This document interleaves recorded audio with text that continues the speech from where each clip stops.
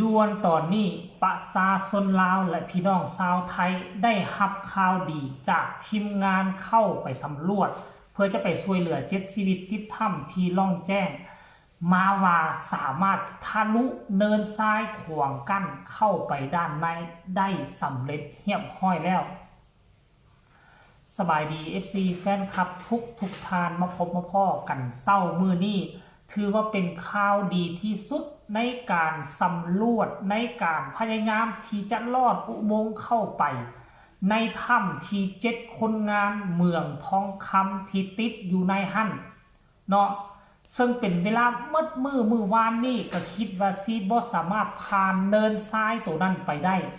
แต่วันในที่สุดเนาะทีมกู้ภัยทั้ง1และก็2สุด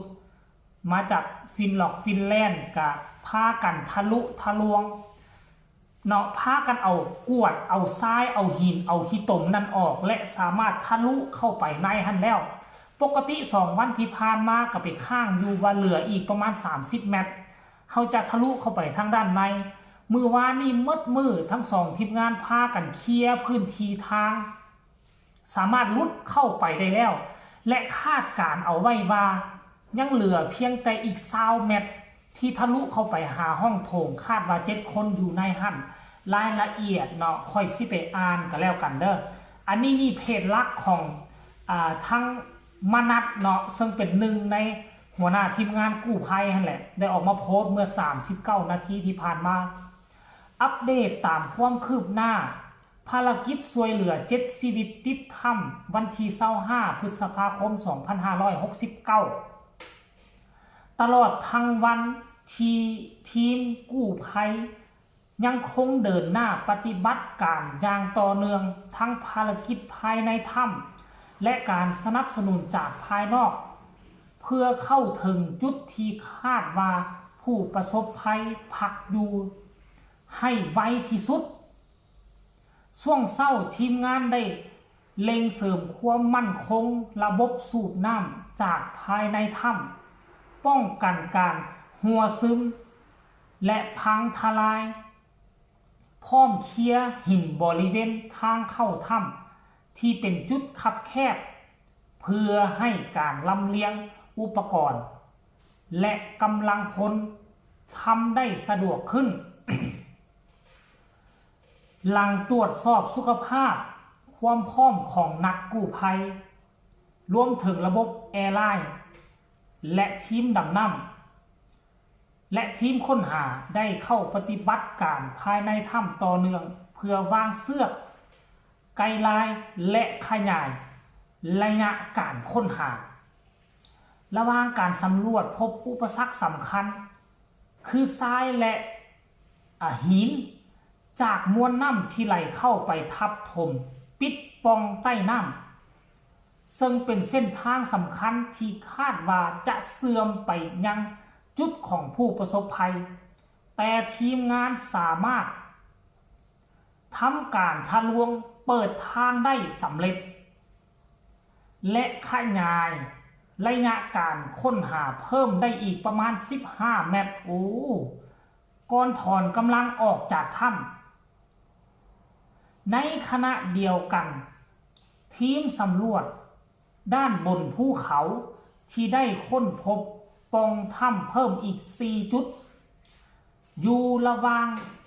การตรวจสอบว่าเชื่อมโยงกับโถงถ้ำด้านในหรือบ่หากเชื่อมถึงกันจะเตรียมใช้เป็นอีก1 แนวทางช่วยเหลือควบคู่กันกับภารกิจหลักในถ้ำนอกจากนี้ยังมีการสำรวจเส้นทางนำเข้านำออกภูเขาเพื่อเล็งนำออกจากระบบถ้ำให้ไวที่สุดโดยการสูบน้ำยังคงดำเนินต่อเนื่องตลอด24 ชั่วโมงอีกหนึ่งความคืบหน้าที่สำคัญที่สุดคือการเปิดเส้นทางพิเศษลัดเลาะภูเขาสำหรับลำเลียงผู้ประสบภัยซึ่งขณะนี้ดำเนินการได้แล้ว 50% ล่าสุดคาดว่า เหลือระยะทางอีกบ่ถึง20 เมตรจะถึงจุดเป้าหมายสำคัญของการค้นหาและช่วยเหลือ7ชีวิตในถ้ำแม้ว่าภารกิจจะเต็มไปด้วยอุปสรรคแต่ทุกฝ่ายยังคงเดินหน้าทำงานอย่างบ่ย่อท้อจากหน้าที่นี้ไปความสำเร็จของพวกเขาอยู่บ่ไกลเกินเอื้อมป้านี่นอกจากมานัดแล้วก็ยังมีเก่งกาจออกมาโพสต์ตั้งแต่เมื่อคืนนี้โพสต์ไปในทางเดียวกันข้อมูลตรงกันเป๊ะนั่นหมายความว่ามื้อนี้มีโอกาสที่เขาจะทะลุทะลวงยังเหลืออีกประมาณ20 เมตรเข้าไปหาโถงใหญ่นั่นได้ท่านผู้ชม FC แฟนคลับที่สำคัญที่สุดก็คือว่ามีข่าวดีคือ2ทางเนาะทางหนึ่งคือหู้ถ้ำโตเก่าสามารถทะลุทะลวงเนินซ้ายไปได้ข่าวดีที่2คือไปเจอ4ปล่องอยู่ทางด้านเทิงถ้ำอาจจะเสื่อมต่อไปหาอาจจะใส่ซ่องทางปล่องตัวนี้ย้อนเสือกลงไปหรือจะส่งเข้าน้ำซ้ำป่าเพื่อไปให้7ชีวิตที่ติดอยู่ในถ้ำนั่นได้ท่านผู้ชมมื้อนี้นี่เป็นมื้อที่7และก็เป็นมื้อที่3ที่ทีมงานกู้ภัยชาวไทยและฟินแลนด์ที่เข้ามาช่วยเหลือหน้างานท่านผู้ชมและเพิ่นก็ยังแจ้งอีกตื่มว่ามันมีเส้นได้สร้างเส้นทางลัด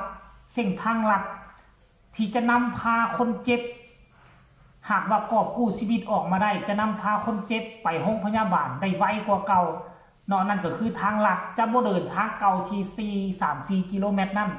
อันนี้ถือว่าเป็นข่าวใหญ่ถือว่าเป็นข่าวดีที่สุดให้กับญาติพี่น้องของคนติดในถ้ำ7 คนนั่น